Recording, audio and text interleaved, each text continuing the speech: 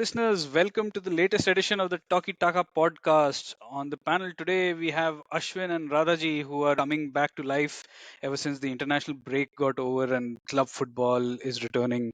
We've tolerated 2 weeks of international football. We'll have some interesting games like Chelsea, Arsenal, Manchester City, Brighton, Liverpool versus Everton. And there's much more coming up. Let's get into it. To start off with, Radhaji, what's your talkie point? Hey Swag, my talking moment is going back a couple of weeks and Arsenal actually showing the world that they are in this title race for reals. Beating Manchester City, no mean feat. I felt Manchester City were boring again, like they were in the Community Shield, and I think Arsenal um, got three huge points. I think the league is wide open this year. I think we talked about last time out. We talked about how Spurs and Arsenal are doing well, but perhaps still not the kind of machine that we expect to be winning the title or that we've seen over the last 5 years. So yeah, I mean, blowing the title race wide open and Arsenal are here to stay. That's my talking moment. Yep. Hopefully, we'll have an even better title race than last season. Here's hoping. Ashwin, what's your talking point going to be? The ownership saga of Man United. United have a really funny way of making fans miserable and lousy even when they're not playing. So I think that is what happened.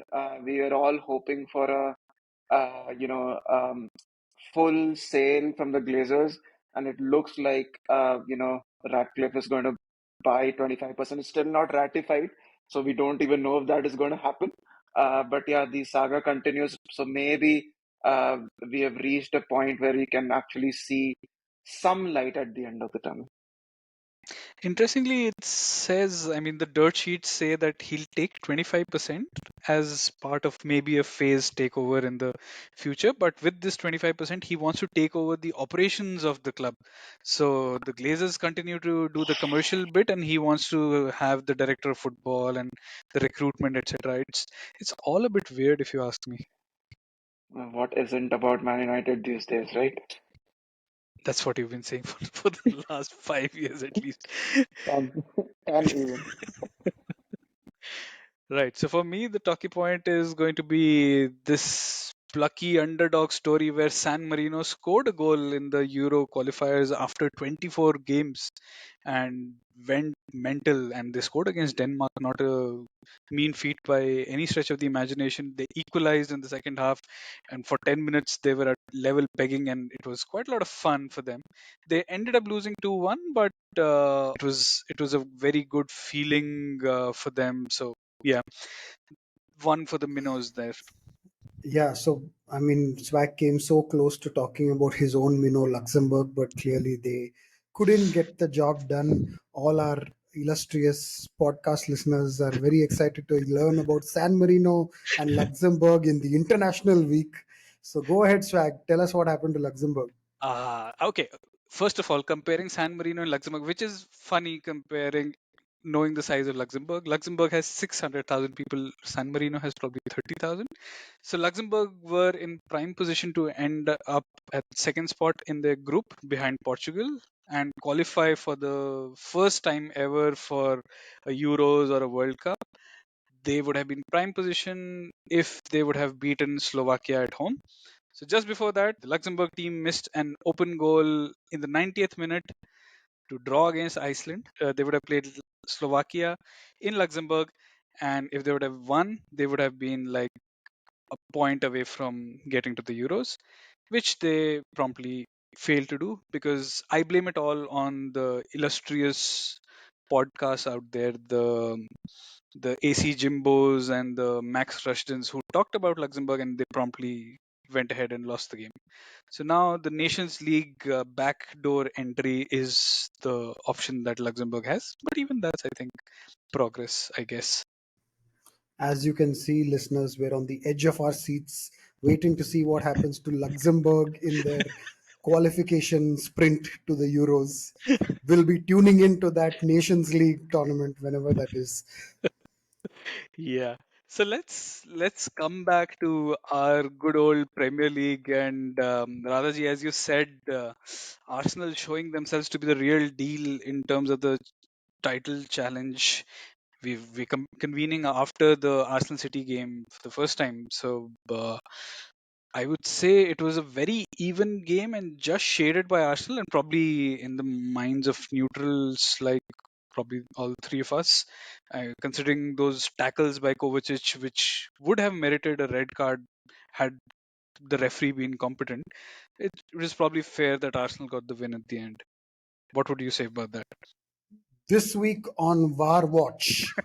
Yeah, let's make a new section in our podcast, just talking about VAR and decisions. It was ridiculous. I felt okay, arguable decision for it to be a red card in the first one, a straight red in the first one. But the second one, a few minutes later, that is as clear as they come as a red.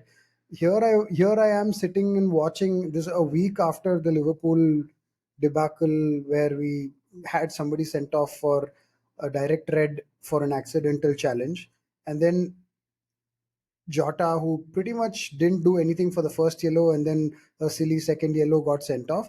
And here we see proper studs contact twice, and he doesn't get sent off. That's really I don't know where to hide and what to say. I was watching the Newcastle game. I saw that somebody got a yellow card for asking for a yellow card. So I guess that's back. We just went like 4 or 5 weeks without that happening after the first couple of weeks. In the Liverpool game, there was a penalty where there was an absolute random tackle as the last man with no attempt to play the ball, no red card. I'm at a loss for words when it comes to refereeing. But coming to the game, I think, like I was saying in my talky moment as well, I think City were very boring. I think that's giving me a little bit of hope for the league this year. Um, they look like they are a team that can be worked out. Now, is that to do with them just finding their feet without Kevin De Bruyne? Maybe it's just a matter of time. But we have to keep in mind that they've lost Gundogan, who's been a constant in their team for a long time, comes up with important goals, always available at the edge of the box. I think they're missing a lot of key pieces. Last all through last season, we were talking about how they were a little too blasé in getting rid of some of their players, important squad players, without perhaps getting a lot of depth added. Now, Julian Alvarez is possibly one of the top players in the league at this moment in time, but is this going to be enough for them to sustain over a longer period? I have to say that it is just a few weeks ago that they were looking untouchable. So we can't get too far ahead of ourselves. But Arsenal should be very happy. I think they are having a series of mental wins, mental superiority over the last 2, 3 seasons where they're beating teams that they earlier had a hoodoo against. They beat Liverpool, they beat Man City, and we saw from the documentary how important some of these things are for Arteta and his mentality in the squad. So I think Arsenal are going from strength to strength. I still don't think they're firing on all cylinders, but a big win against Man City. Man City two losses in a row. You can't really write that off as a small blip. It is an important thing when everything is so close at the top. So yeah, I think Arsenal on the right track, City on the wrong track, and the league is wide open. Yeah, I think you hit the nail on the head by saying that it was a big mental win for Arteta and co. There are a few things that worked for them, right? So the fact that Rodri wasn't playing certainly helped. He's kind of that anchor in the midfield that City have, and he kind of dictates the play as well.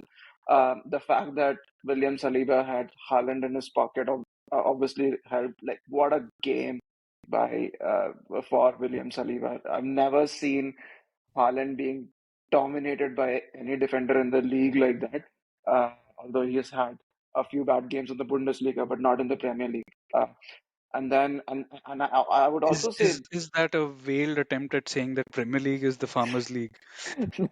nothing like that. As I obviously rate Premier League much higher than the Bundesliga. Third thing was the overall mood in the Emirates. It has definitely changed over the last 1 or 2 years. It doesn't feel like that dead library that it used to be, that people used to troll Emirates as, right? Like, there's this genuine belief that you can see and sense at the Emirates. I think that really helped as well. And then, I mean, the ref obviously tried, or VAR obviously tried to make it as boring a game as it is possible for all of us to watch with some really horrendous decision. I would still say I think Arsenal deserved to win. They had more shots on target. City, I don't think they did enough. They were definitely going into the final third, but then nothing happened. So I think all in all, it was a really good win for Arsenal. It's definitely a statement of intent, and it sees the two North London club at the top, which is definitely very interesting. And how do you see this playing out with Arsenal playing Chelsea away next? So this has been a big series of games for Arsenal. They played Spurs, then they played City. Now they've got Chelsea, who not in their previous glory, but still a big enough club and potentially showing some signs of resurgence. He says while crossing his heart, and potentially a tough game, but on current form, you'd have to give it to Arsenal, right? Yeah, I would say I mean, just on the basis of how the two teams currently Pochettino is obviously trying to build something, right? Like the team has been very erratic. They have had some decent wins, they've had some draws, but mostly there have been like some really humiliating losses as well. So at at this spur of moment, no pun intended, Arsenal definitely are looking like the stronger team. And I would say that it is probably a game that we should expect Arsenal to, win comfortably. I don't know if it's going to be comfortable. Chelsea are finally starting to score goals, so maybe they're riding a bit of a wave as well. We all were talking about how the XG is looking fine, everything is looking good, creativity is there. It was just about getting those goals in. So yeah, you can never write it off as a given that they're going to win. That said, when I was saying that the Premier League is heating up, the fixtures for some of these teams that are coming up are really tasty. Like we're talking about Arsenal playing Chelsea this week. After that, they move to, I think they have a reasonably easy game against Sheffield, but then Newcastle. So two big games in the next 3 game weeks for Arsenal, and their direct competition for the title, Man City, are going into a hellhole of fixtures right now. So they're playing. Of course, they're playing Brighton, who is one of the toughest fixtures in the league these days. Next week, I think they go to. I think they're playing United. They play Chelsea in a bit after that. They play Liverpool straight after Chelsea. They play Tottenham straight after Liverpool. So they're getting into a really difficult run of fixtures. Tottenham are playing two tough games as well in the next 5. So I think everybody at the top are playing some really challenging games. It's going to be a really exciting time. I think this is the so in test cricket they say that day 3 is moving day. I think we are entering into the moving day phase of the season for Premier League.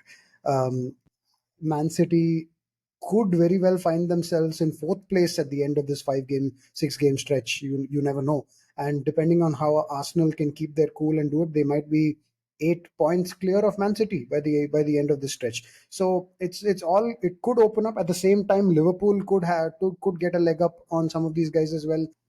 Yeah, and a couple of things on that. When we talk about Man City, definitely two names come to the fore. One is Haaland, who had like a zero point 0.0 xG against Arsenal and has only scored 8 goals this season so far, which is a far cry compared to the 19 he had at this stage last season. So he's going through one of his droughts, if you can call it that. And Rodri's absence, as Ashwin you hinted earlier, that has had a significant impact. I think they've lost all 3 games they've played ever since he was suspended. I think he should be back for this weekend. So unlucky for Brighton, but he's had a tremendous impact on the team. He holds them together, and him not being there showed that the backup for once, the squad options for Man City did not work. Calvin Phillips was not even preferred to come on as a starter. Kovacic was preferred to him. What I'm a little miffed about is the scheduling of the international games this season, where you basically have two games in the league, then you have a break, then you have two games, then you have a break, so you don't get a chance to create any momentum. You have a very high chance because it's the end part of the qualifiers as well, so you have a high chance of injury risk for your key players as well, because they're going all out to try and secure their positions for next year's Euros, most of them. And that's breaking up the Premier League at probably the worst possible times. As you said, rather, you have this interesting run coming up for Man City where they've got these 5 games, but that's probably going to be interspersed in between with this international break. And then uh, as fans of football, you'd like to see everyone at full strength and going at it hammer and tongs. We can't do that this season, but yeah, that's those are the cards we've been dealt, and those are the cards we must play. But yeah, I would agree that Arsenal definitely, as you guys said, looking good. Let's see if they can keep at it. You mentioned also that Brighton is one of the toughest fixtures, and City have them at home this weekend. What are your thoughts on this? Because many a times this season we've heard that when Guardiola leaves Man City, Roberto De Zerbi is also touted as one of the options for his replacement, and Guardiola, just like Fergie, will be heavily involved in picking his successor. Is this basically a chance for De Zerbi to provide his audition tape to the sheikhs at the Etihad? Yeah, it's an opportunity for Brighton to lay a marker in their season as well. I think Brighton have had a patchy couple of games as well. They got smashed just a couple of weeks ago, and then against Liverpool as well. They look like they could have lost that game quite easily as well, especially in the end of the first half and the beginning of the second half. So yeah, I think there's a place that I think De Zerbi is looking at City saying we can win this game, we can get 3 points. I think that's all it's going to be. Now, it's a very tricky thing to talk about one who replaces somebody like a Pep or even Klopp for that matter. And things change really fast in football. A lot of people were really riding high on the previous Brighton manager who eventually joined Chelsea, and we all saw how that worked out. So and we all there was a lot of buzz about somebody like Steven Gerrard who got into the Villa job. Maybe his next job is going to be a big one, and we all saw how that went. Now everybody's talking about Xabi Alonso. You never know how it's going to be in 2 years, 2 years time, right? I don't think Pep is leaving. If I'm, didn't he? There's a lot of talk right now about him renewing as well. Don't even get into the topic about the next manager. I think Pep is here to stay for a while. So yeah, once that I think it's about who's the best manager in the world at that time when Pep leaves. De Zerbi may continue to be at the top at that point of time. Then maybe he's a realistic shot, but at this moment in time, I don't think he's anywhere near that conversation for any large team. I think he's just focusing on Brighton. Brighton need to have a couple of good seasons as well. This is just his first season with Brighton as well. Let's not forget that. So I think Brighton are also beginning to show a little bit of the chaos gene.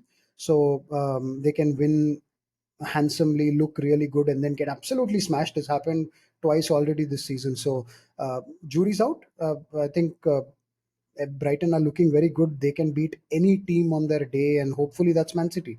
Yeah, I definitely agree. I think it's too early to call De Zerbi as, a world beater or someone in the ilk of Pep or Klopp even. I know Pep Guardiola would probably come out and say that he's the best thing he's ever seen.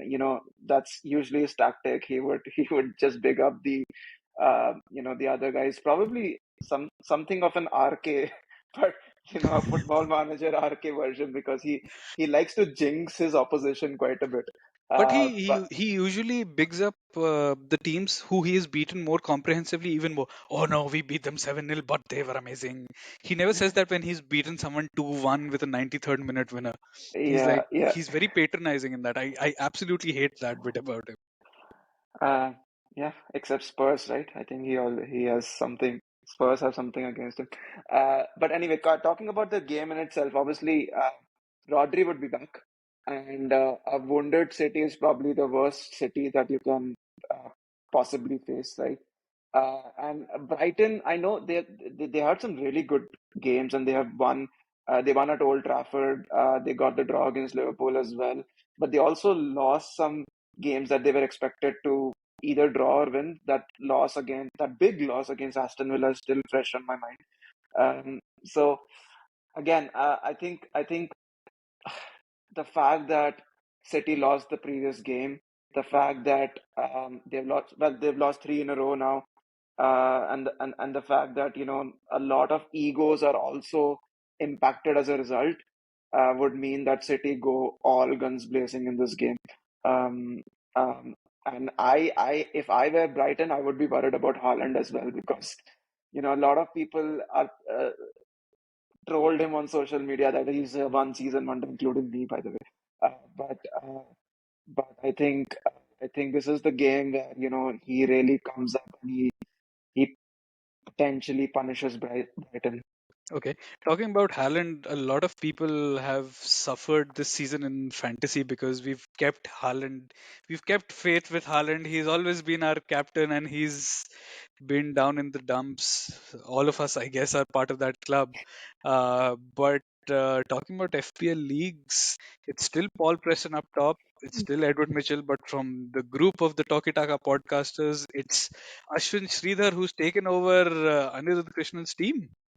What's your I've, success story? there is no. Are we talking about mid-table teams now? No, there's no success story. I think Radha's team has just been bad. so, so that does mean I've naturally gone up.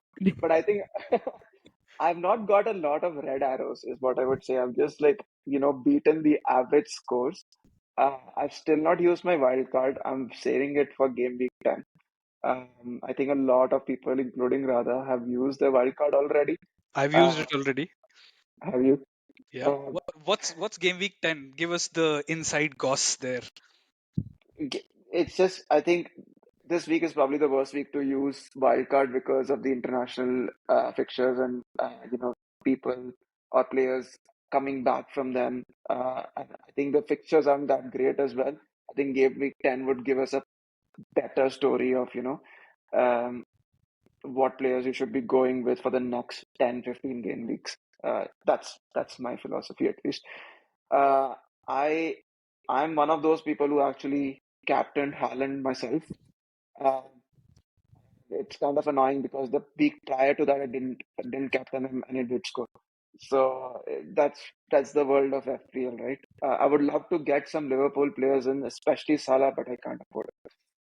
Uh, Well, yeah. you could have been like me who took Mbuemo after all this pointing out by Radhajin. Ever since I've taken him, poor chap hasn't scored a single goal. I blame myself for his unlucky streak.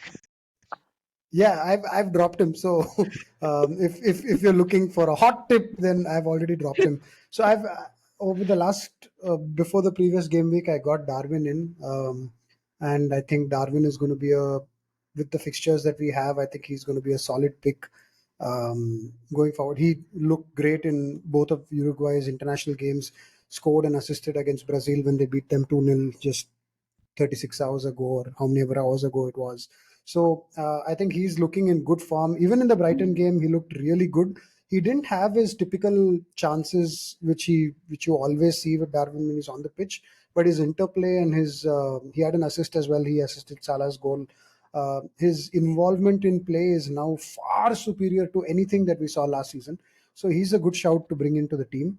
Estupinian is out for a while. Saka is a little bit there here and there with injury. So is Mitoma. So it's going to be a very difficult week to figure out what's going to happen from a fantasy point of view. Darwin himself, like, just traveled from South America as well. So that's a bit of a problem. But yeah, fixtures wise, I think Liverpool is a good team to go to get behind. I'm not captaining Haaland this week, so just putting it out there. I'm taking that step. So here's fully expecting a Haaland hat trick. I Yeah. think I think one team to definitely look out for this game week is Spurs because they're playing full in my team. uh, which is funny because Son did not score when I took him. So I'm hoping there is some redemption there, and he bags a brace at least so to give me the points and reward me for the faith that I have kept on him. Hmm. So Hey, also, yeah. just by the way, before we move on, for the one hit wonder, he's still top of the Golden Boot race with 8 goals in 8 games. So, yeah, I think we have to cool our jets a bit there. But yeah, I think his disappointing season is still 25 goals. Yeah. We shall see. But someone who's not been having a disappointing season is definitely Scott McTominay. Not only did he score those 2 goals in stoppage time for Man United, he scored like what 7 goals for Scotland in the Euro qualification. He's like second top scorer for this Euro qualification overall, just behind Romelu Lukaku. So there's this Manchester United connection there as well. So coming to their team, Man United, Fergie time winner. Fergie time equalizer and Fergie time winner from a guy who I think we talked about last week as being one of the guys who shunned to the side, should have left and all of that. So yeah, I guess good job, Taki Taka. You're all about the jinxes here. and Uh, and a Scotsman to boot. mm, so yeah, I mean, listen. Uh, He's obviously, finding it so tough to talk nice things about his club. Look at him. no, but see, the thing is, he is an average player. Great that he got those 2 goals. I'm happy, beyond delighted that we are able to talk about a win finally. I think it's that sort of luck that we kind of deserved as well because we started the season well. We lost a few games that we possibly shouldn't have. I mean, we didn't have luck on our side at all, and I think Scott was probably in the right place at the right time. Uh, you know, one thing that you can't um, discredit Scott McTominay about is the passion that he has. He is one of the most passionate players out there in the roster. And over the past few weeks, what I could see is that the likes of Bruno, the likes of Rashford, all the elite players that we have in the club, they weren't playing with pride. They weren't playing with passion, right? Especially Rashford. Like his decision making has been so erratic. He gets frustrated and annoyed with his teammates as well. So the fact that we have some guy who's actually taking the onus and the initiative was really good to see. I would still say that I don't see a future for Scott McTominay at the club. Like he has been used primarily by all the managers as a number six, and that's not something that I would like him to do. So if Bayern Munich and Fulham come back with a 60, 70 million bid, I'm happy for them to pay and like take Scott away. Uh, Having said that, the game itself, of course, United had like double the amount of shots on target compared to Brentford, but do you expect that from United against Brentford? And Brentford had like one clear tactic in mind. They wanted to play with a low block, and United could not break that. And Ten Hag realized that, and thankfully made the changes in the second half. And I'm glad that it worked out. I mean, that is all I have to say about it. Yeah, and I think a lot from a football cliche point of view, a lot of red flags when somebody says he's not the most talented, but you can never doubt his passion. I think that's one of those things that a lot of players who are substandard.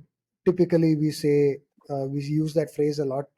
There are obviously some very good players who we say that about as well.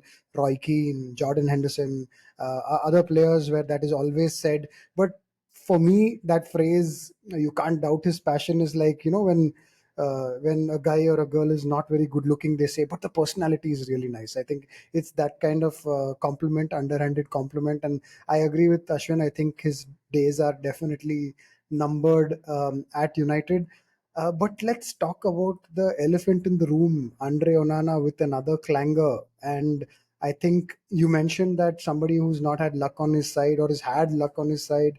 I think Onana's definitely not had any luck on his side this season, and it seems to be a real problem. It's not just the Brentford game; it was also the Galatasaray game before. Uh, Like every time Onana gets the ball, I have my heart in my mouth because he's like he is liable to make those mistakes. But in this particular goal, I wouldn't just say it was Onana's fault.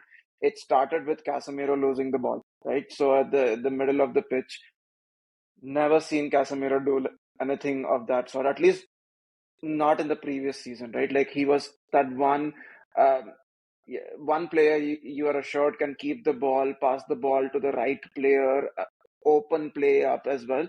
But this season, he seems to be a very different person altogether. And then after that, what happened is just was just comical. I think that clearance from Lindelof, and then we tried clearing it twice. I think Dallo was involved there as well, or something of that sort happened. And then obviously Onana dived, but he didn't dive on time, and the ball basically went under his hand. Like it was just a comical goal to concede. And I remember this time last year we were having a go at David De Gea against Brentford for doing something similar.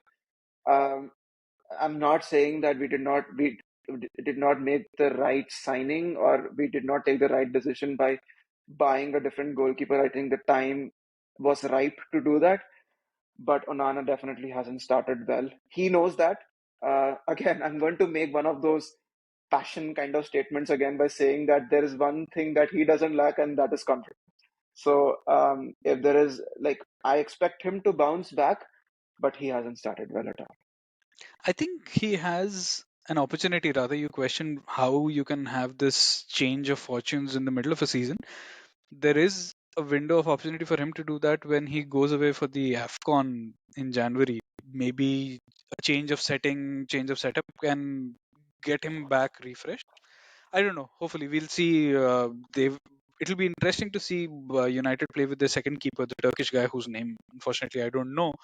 But I would have hoped that they would have started blooding him now, so that he's not thrown to the wolves basically when Onana is not there. But the way things are going, I think they've not been able to do that. Yeah, yeah. I think the if Ten Hag had confidence in that Turkish keeper whose name even I can't pronounce, I think he would have probably started him against Brentford because the two goals that Onana actually shipped in uh, against Galatasaray, if you're not going to make the change after that, you I don't know when you're going to make the change. I think he'll probably wait for the FA Cup or like some cup game to give uh, the, uh, the second goalkeeper a chance. Uh,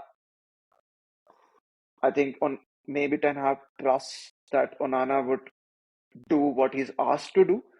Uh, Maybe he trusts that Onana is the kind of personality who can bounce back very quickly, as opposed to someone like David De Gea who I don't think he's gonna. I think you have to keep faith with Onana. There's no other choice about it until it's forced upon them in January when they have to change keepers. You have to keep faith with Onana. But yeah, it's not about any positional inaccuracies that we maybe people were just easily afraid of.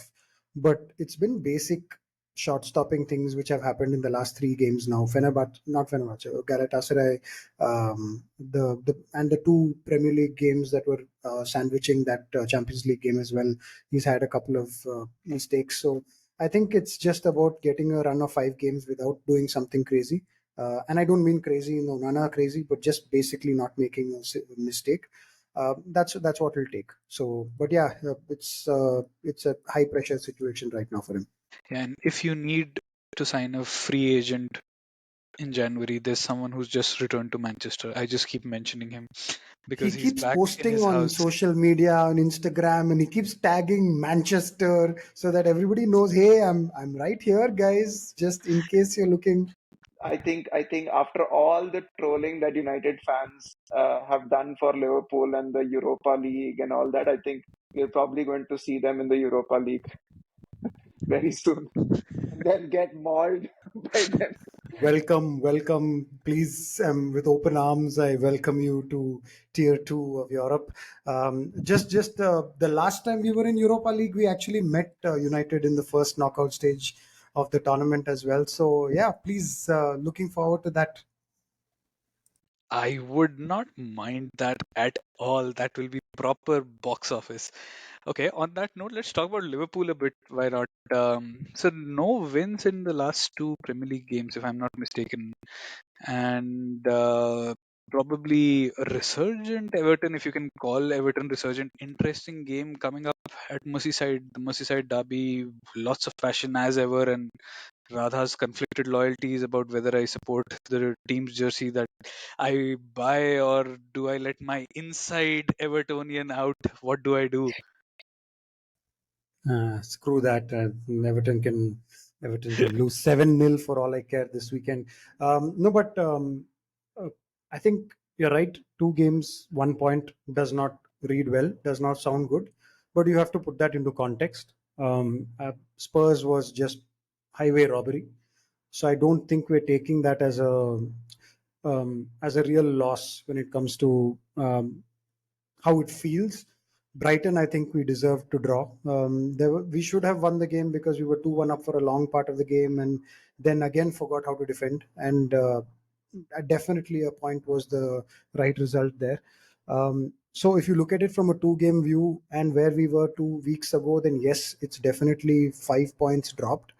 Um, and that doesn't sound good, but if you put things in the larger context of where we were when the season started, and not knowing how our midfield is going to look, completely new players, not knowing how, coming off a terrible season last year, not knowing what to expect this season, and if you add to the fact that Man City and all have also been tottering around, so there's just 3 points now between the top and Liverpool, and you add to the really important context, which we finished Newcastle, Chelsea, Spurs, and Brighton, and soon Everton away from home in this early part of the season, with Man City coming up in the next 4 or 5 weeks as well away from home, which means we have a lot of the big games at Anfield in the second half. I think we're in a good position. If you had told me that this is the status that we would be in at the start of the season after 8 games, I think I would have taken it any day. So in that sense, I'm feeling a little bit optimistic. About the game specifically, I think we started one of the poorest halves that we've played in a long time, definitely this season. Started poorly. Brighton were all over us. We are a strong set piece team, but Brighton just had us on our knees on the set pieces. Um, we This looked like a game that we really suffered by not having Jota, and so I think Liverpool has the best forward line in the world or country for sure, world maybe. 5 players of such incredible quality to rotate and bring on at different situations, and we've used it so well already this season, where we've been trailing in games, bring on 2 new strikers or 3 new attackers, and absolutely change the game. We were unable to do that because neither Jota, because of the stupid suspension, or Gakpo, because of the injury, they were both not available. So I think that really hurt us. And if you add to that it was not the unfairness of the previous weekend, I think Liverpool fans can feel a bit okay. Um, it's very critical now that these 4 games go well. Leading up to Man City, we play Everton, which of course is the big one. It's an easy game for a lot of teams, but for Liverpool, it never is because it's the derby. But after this, it's Forest, Luton, and Brentford. So if these 4 games and we're able to take 12 points from these 4 games, it's it's going to be a really good position that we find ourselves on, considering the teams that the other teams are playing as well. Arsenal have 2 tough games, Man City have 4 tough games. So, considering all of that, I think the season is well poised. The other really pissing off part is that we're playing at 12:30 local time again.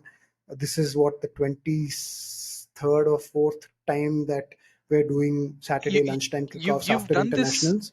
You've done this more than twice the other team, and I think this has been now it's raised as a 12 out concern. of it's 12 out of 23 or something of that sort. Yeah. And see, I get that Liverpool and Manchester United draw the biggest audience, right? But Manchester United has done it twice, and Liverpool has done it 12 times out of 23 occasions where it's happened. The next highest is 6.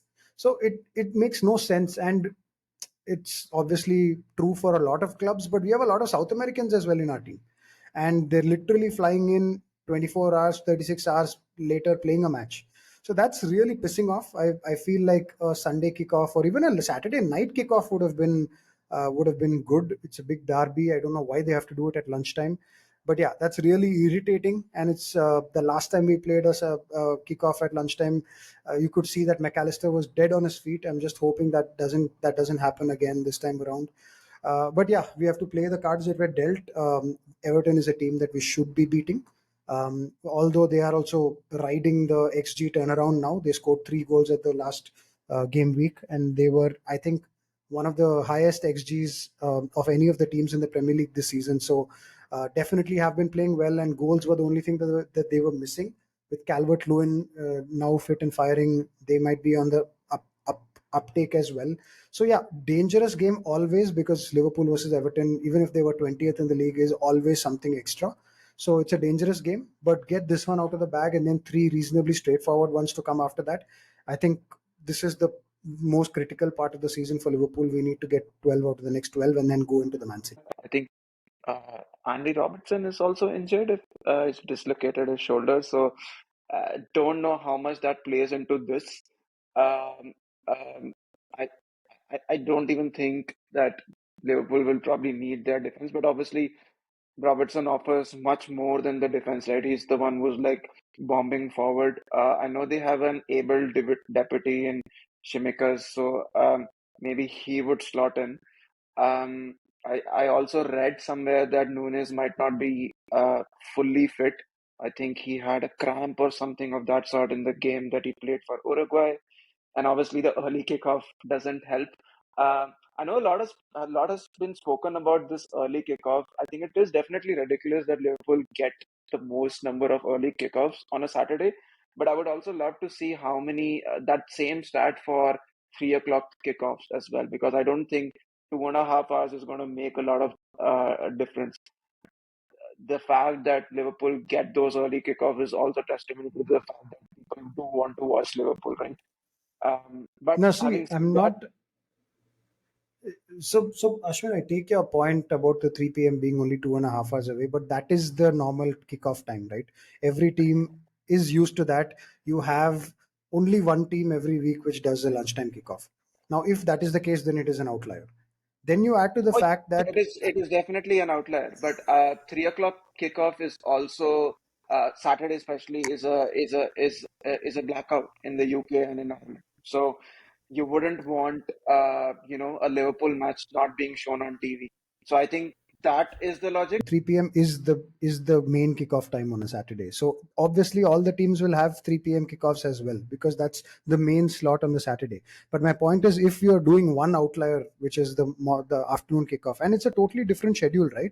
You basically don't train in the morning on that day. You basically eat breakfast and then go into the game situation. It is different. It is a different routine, which is fine. Which is fine for every other week of the year, right? But when it's an international break, and immediately after the international break, there is always a problem of players traveling from all over the world and coming back.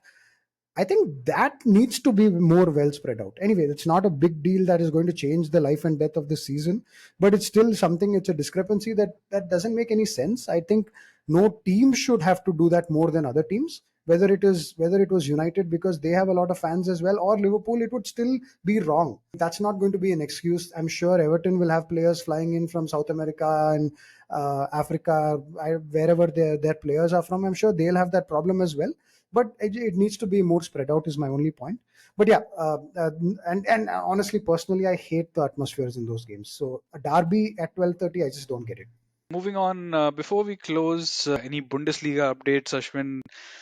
The Farmers League, Bayern is not top. Oh my God. It, well, for now, but I think the problem is Harry Kane. Swag, like Spurs are Spurs top of the league now. They are, right? They are. They Yeah, are. they are, and Bayern are third. So, so what does that say about Harry Kane? So there is a But very interesting stat that there is a Undertaker style streak versus streak that's on the line this season in the Bundesliga.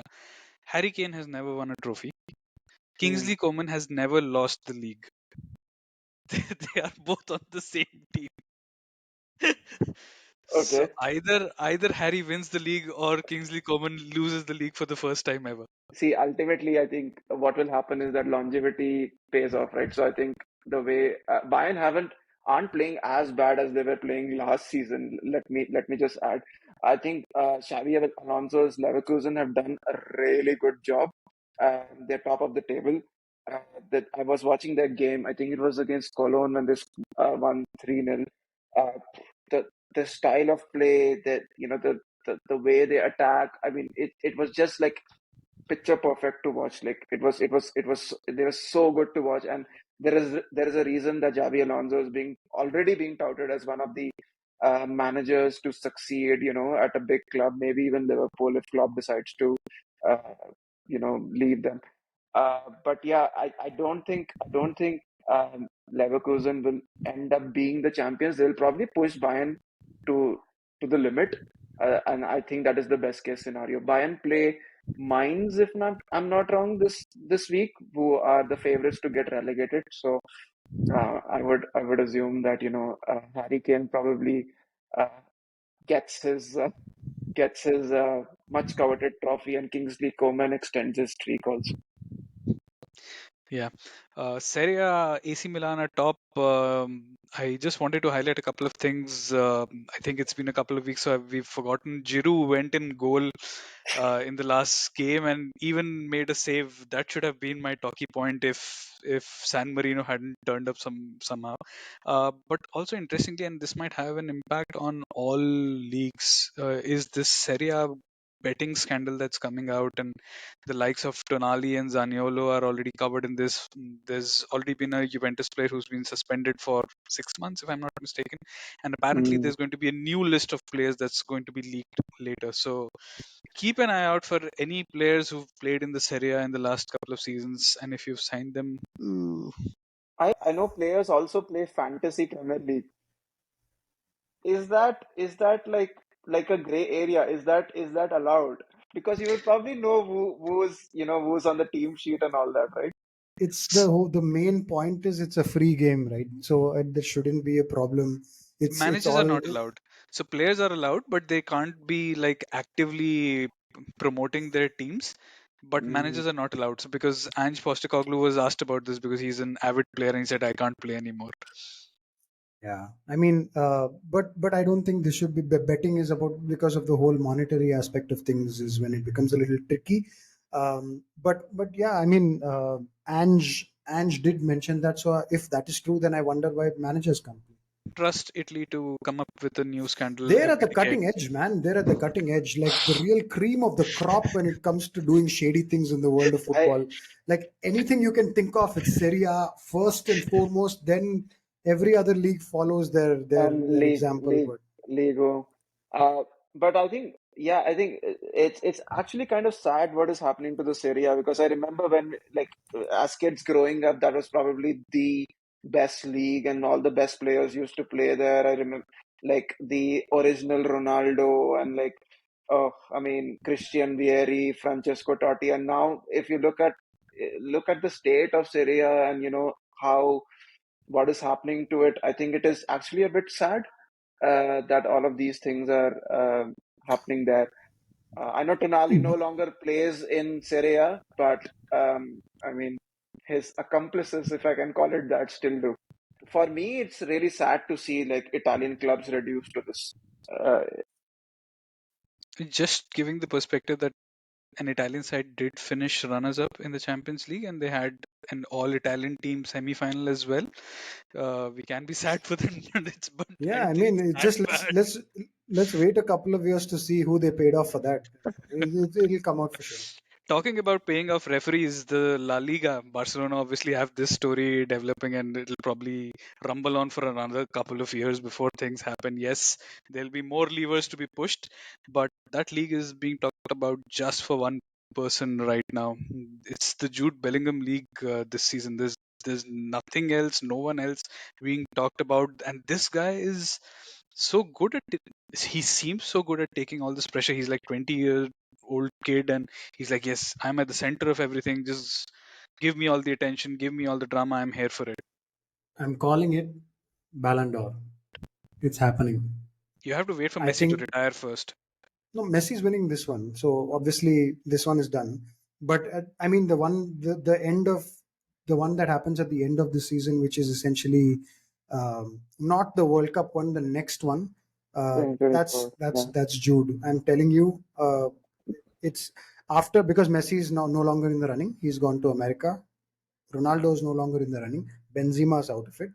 So we're essentially talking about Mbappe, Then Bellingham, right. Haaland, perhaps somebody like a, if they have a good season, Salah. When you're talking about these kinds of names, you also think Anyway, who is. Yeah, sure. Yeah, I mean that's a good shout. But if you're talking about these kinds of names, then and you think about in these names, who's also most likely to have a lot of success from a Champions League and league point of view, I think it is Real Madrid. So in that sense, Bellingham I think has a leg up over there. And considering how crazily important he is right now to the team already, that's something that I think will give him a leg up. And I think for England also, he's going to go from strength to strength. He already looks like the main player in England right now. So Ballon d'Or 2024, Jude Bellingham. Coming to a close, so we've mentioned a few of the games. Liverpool versus Everton. Is that the starting game of the weekend? Is it an early kickoff by possibly. any chance? Then we also have Chelsea, Arsenal, Spurs are playing Fulham, City play Brighton. What is the one thing you're looking forward to this weekend? For me, it's City Brighton. I would argue it's a bigger game than Arsenal Chelsea at this point in time. Uh, just considering, where they lie in the table. So yeah, I'm looking forward to that game. Yeah, I have to. It has to be the derby. It's a big game for any Liverpool fan. Any in every Why is the, Liverpool why is season. the why is the Chelsea Arsenal derby a big game for a Liverpool fan? Yeah, it's not a derby. It's I think at this some. point, if two London teams play, we just call it a match. Yeah, There's there so are many there of are you guys. 18,000 London teams, and no, sorry, that's not a derby. And within your little West London circle with QPR and whatnot, you can fight for your little derbies. But yeah, so I will still accept Spurs and Arsenal, but not Chelsea and Arsenal.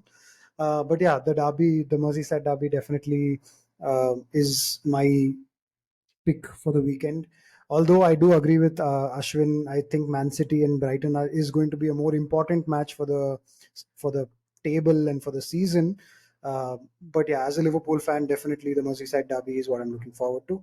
A lot of crazy things have happened in the past. A lot of crazy goals, a lot of bad injuries, a lot of red cards. So yeah, looking forward to that one. Yeah, and I have to obviously go for the Chelsea Arsenal game, and we shall see how all of these pan out. And we'll see you again next week with the results of these games, and look forward to what's going to happen after that. For the time being, that's all from us. Bye bye.